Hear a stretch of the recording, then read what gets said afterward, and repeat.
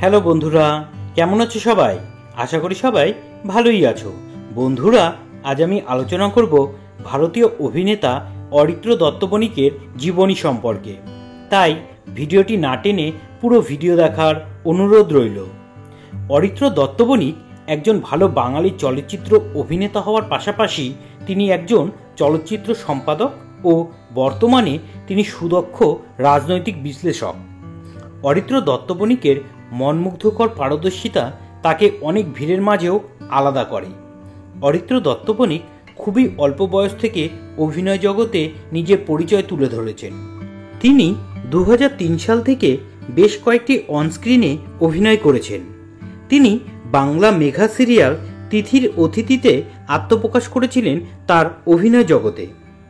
মেঘা সিরিয়ালটি 2003 সাল থেকে 2009 সাল পর্যন্ত ইটিভি বাংলায় প্রচারিত হয়েছিল, কিন্তু তিনি জনপ্রিয়তা অর্জন করেছিলেন 2007 সালে হওয়া মিঠুন চক্রবর্তীর dance reality show dance Bangla dance জুনিয়রের মধ্যে দিয়ে।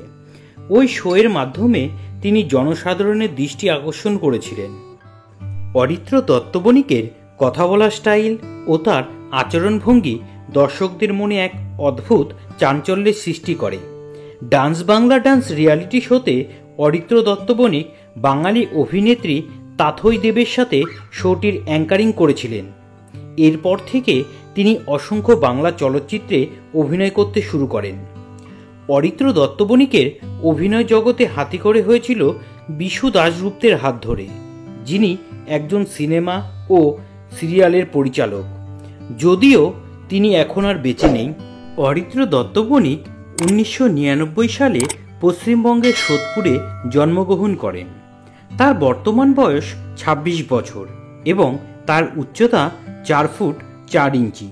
অরিত্র দত্ত বণিকের শিক্ষাজীবন শুরু হয় সোদপুরের একটি উচ্চ বিদ্যালয় থেকে।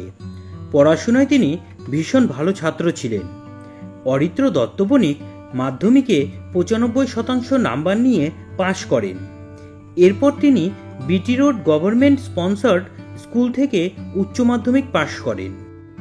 অরিত্র দত্ত বণিক যাদবপুর বিশ্ববিদ্যালয়ের ছাত্র। অরিত্র দত্ত বণিক 2008 সালে রাজ চক্রবর্তী পরিচালিত চিরদিনই তুমি যে আমার সিনেমাটিতে অভিনয় করেন। এই সিনেমাটিতে তিনি অভিনেতা রাহুল ব্যানার্জি ও প্রিয়াঙ্কা সরকারের সাথে অভিনয় করেন। এই সিনেমাটি থেকে তিনি প্রচুর জনপ্রিয়তা পেতে শুরু করেন। এরপর 2009 সালে অভিনেতা দেবের সঙ্গে পরাণ যায় জলিয়ারে সিনেমাটিতেও অভিনয় করেন। এরপর তিনি দেবের সাথে চ্যালেঞ্জ, খোকাবাবু সিনেমাতে অভিনয় করেন। এছাড়াও তিনি হাদাবোদা, ওয়ান্টেড, লে ছক্কা, লে হালুয়া লে, কানামাচি সহ আরও অনেকগুলি সিনেমাতেও অভিনয় করেছেন। তার টেলিভিশন শোগুলির মধ্যে রয়েছে ডান্স বাংলা ডান্স জুনিয়র, দাদাগিরি আনলিমিটেড, এই ঘর এই সংসার, ঝলক দিখলা যা ইত্যাদি।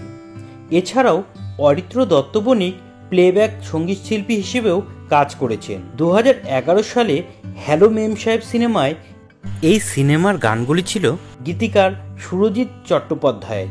অরিত্র দত্ত বণিক সিনেমাতে এতটা জনপ্রিয় হওয়া সত্ত্বেও তিনি সিনেমা জগৎ থেকে হঠাৎই গায়েব হয়ে যায়। তবে এটাই শেষ নয়, অরিত্র দত্ত বণিক ফিরেও আসে এই বিনোদন দুনিয়ায়, তবে পুরোপুরি নতুন রূপে। অরিত্র দত্ত বণিককে বরাবরই আমরা অনেক মজা ও কিছুটা ফচকে চরিত্রে জানি, যে কিনা একটি অত্যন্ত পাকা ফচকে বাচ্চা, যে বরাবরই প্রেমিক প্রেমিকাদের মধ্যে মিল করিয়ে গেছেন। কিন্তু তার কামব্যাক করার পর রুদ্রজিৎ রায়ের পরিচালিত ওয়েভলেন্থ সিনেমাটি ছিল ভিন্ন। এত ভালো অভিনয় করেও সিনেমা জগৎ থেকে তিনি হারিয়ে গিয়েছিলেন। এই বিষয়ে অরিত্রকে প্রশ্ন করলে তিনি বলেন, তিনি মূলত 2017 থেকে 2018 সাল পর্যন্ত নিজেকে সিনেমা জগৎ থেকে সরিয়ে নেওয়ার কারণই ছিল শুধুমাত্র পড়াশোনা। মেইন স্ট্রিমে ফিরে ক্র্যাশ কোর্স, ওয়েব সিরিজ এছাড়াও বরফি ছবিতেও তিনি কাজ করেন। কিন্তু ওয়েভলেন্থ সিনেমাটি পুরো ভিন্ন। এটি একটি সায়েন্স ফিকশন সিনেমা। এই ছবিতে কম্পিউটার সায়েন্টিস্টের ভূমিকায় তিনি ছিলেন, কিন্তু এই চরিত্রে নিজেকে তৈরি করাটা এতটাও সহজ ছিল না, কারণ তার পুরনো সেই ফচকে ছেলে চরিত্রটা দর্শকদের মনে গেঁথেছিল। তাই অরিত্র দত্ত বণিক যদি সিনেমাতে যোদ্ধার চরিত্রেও অভিনয় করতেন, দর্শকরা বলতেন খুব এনজয় করেছি।